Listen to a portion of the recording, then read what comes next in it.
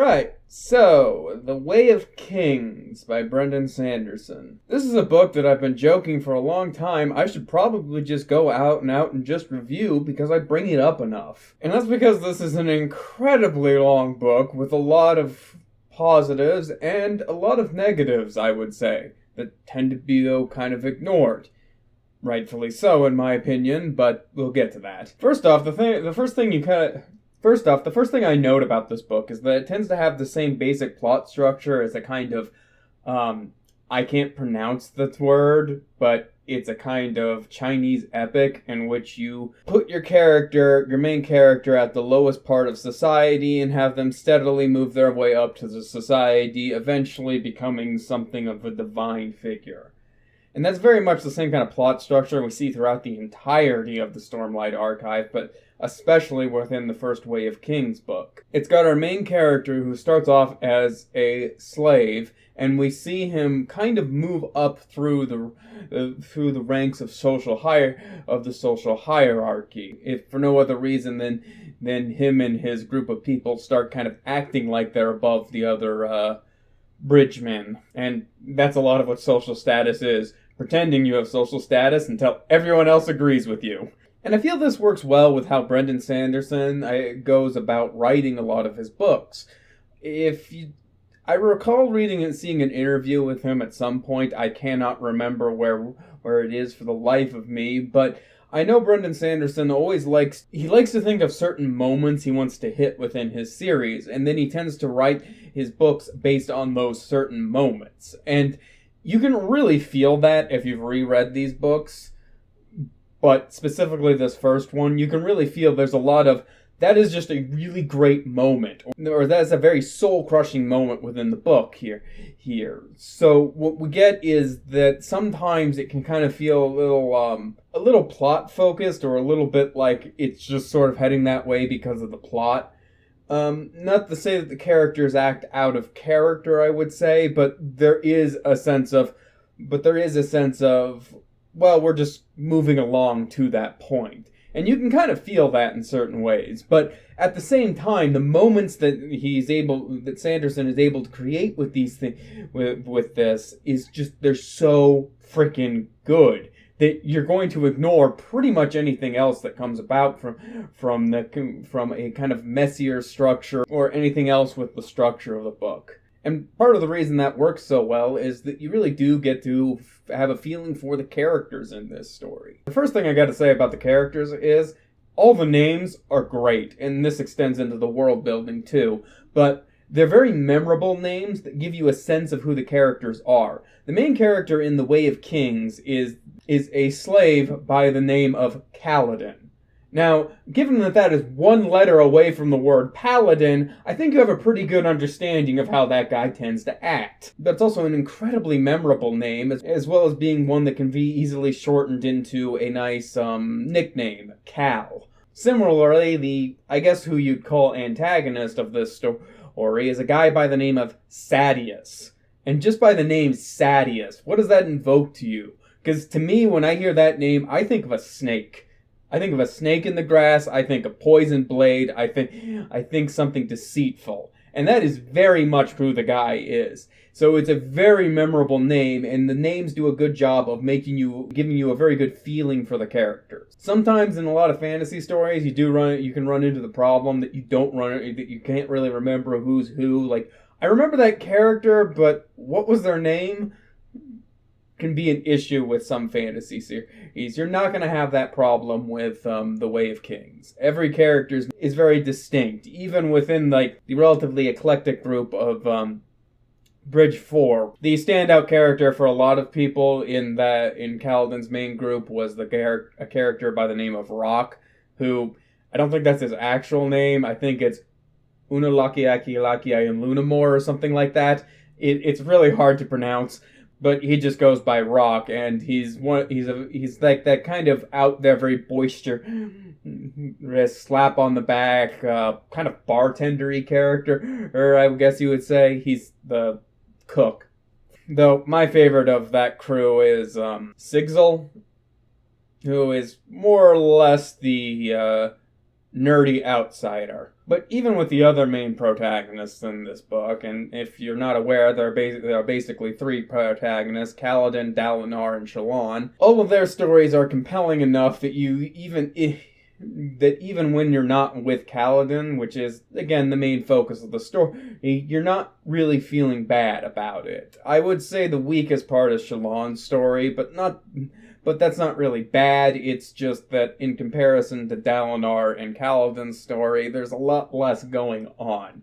A lot more of the world building is done through Shallan's perspective. It ends up coming across as a little bit like Gandalf giving you all the breakdown of how the world works situation, more so than the other two. But still, all the characters you'll grow to like or love. My favorite character throughout the entire series ends up being Dalinar. You don't find out until Oathbringer why that is. Even in this first book, he's the character I find that I enjoy the most with. Maybe that's because he's a little brother, and yeah, I feel you, man. About the only problems I tend to have with the characters is some of the representation of mental health doesn't seem exactly right. I mean, this is kind of splitting eggshells because I'm going to complain, because what I'm going to say here is that Kaladin's form of depression throughout the entirety of this first book is a very externalized form of depression, and that's very odd. Most people who have depressive symptoms have a very internalized...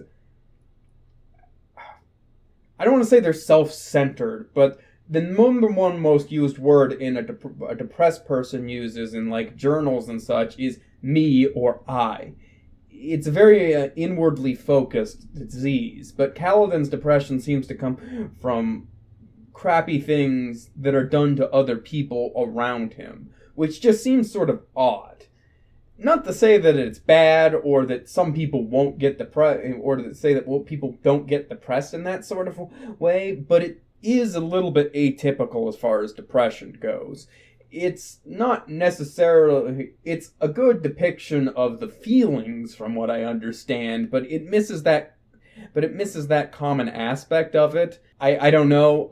I'm just doing what I've researched. Personally, I've never had depression, but that is what the research says, and from what I gathered from people who have actually had depression, it does get the feeling across of being depressed, even though if you're somebody who's just either have training in this subject or generally well read about psychology, it might come across as a bit artificial to you. Similarly, I think the character of Shallan is supposed to have DID, dissociative identity disorder, which, looking into the research on that may or may not actually be a thing. To some degree, it might just be a symptom of a different kind of mental illness, and maybe, it might not be a thing, or it might be a thing. We're not entirely certain. I don't know. I just thought I would mention that. Somewhat leads me, this vein of, I don't think that was quite right, leads me to the world building.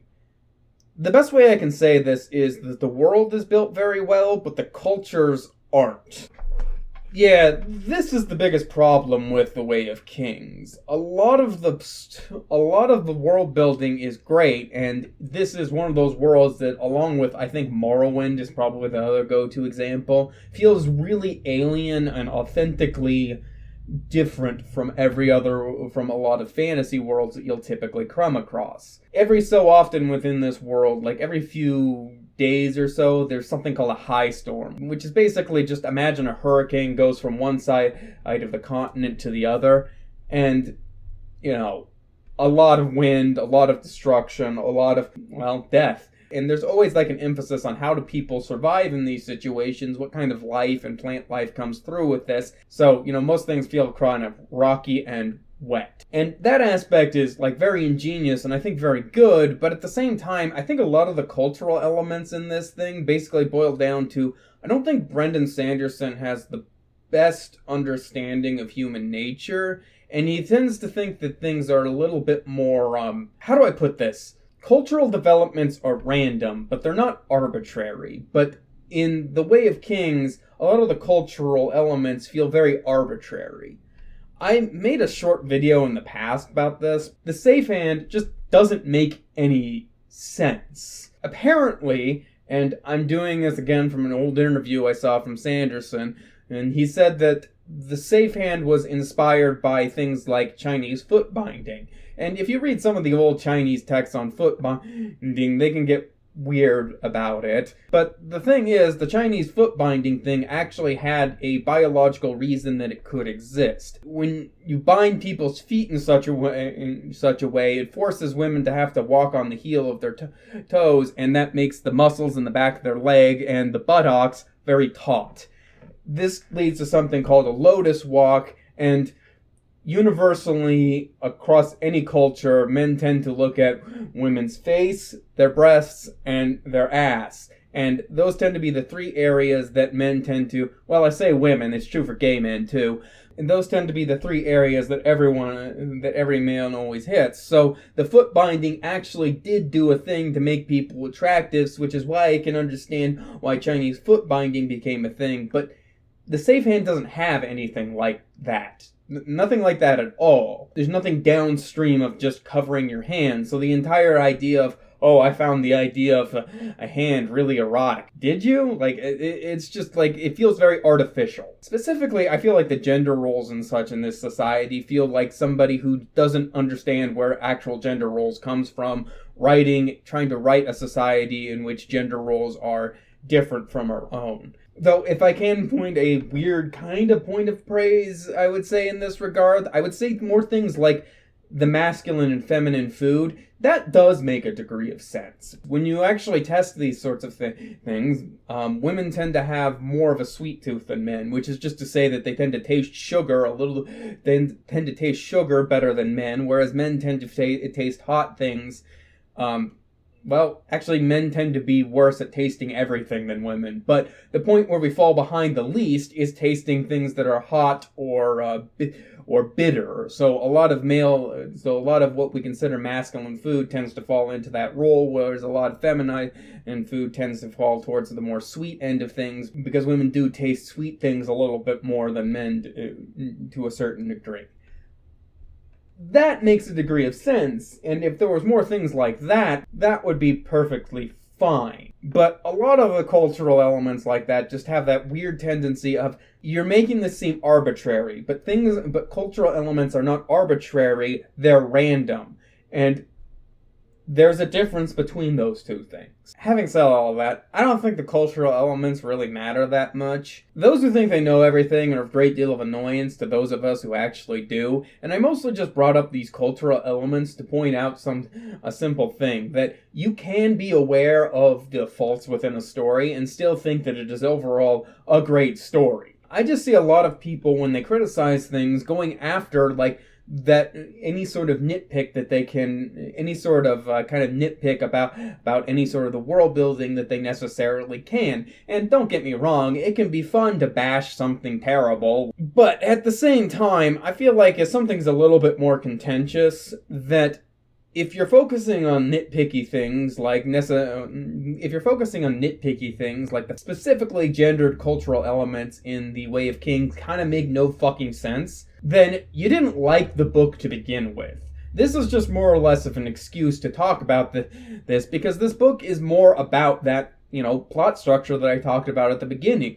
Going from a lower tier of society and rising up through the ranks of the society through acts of great virtue. So that's where the majority of the criticism should be aimed at this. It gets a little bit messy because of Brandon Sanderson's tendency of writing the moment before he writes anything, before he writes the connective tissue between them, but it's not going to be something you're going to notice unless you've read the book several times. The story kind of isn't about gender roles, and it probably should avoid being about them because, again, I just don't think Brandon Sanderson understands them all that well. Overall, I think The Way of Kings is a great book, and it's probably the best book in this entire series, but that's true of every book Brandon Sanderson starts in an entire series. I don't know why, but I tend to like his books less and less the more the series goes on.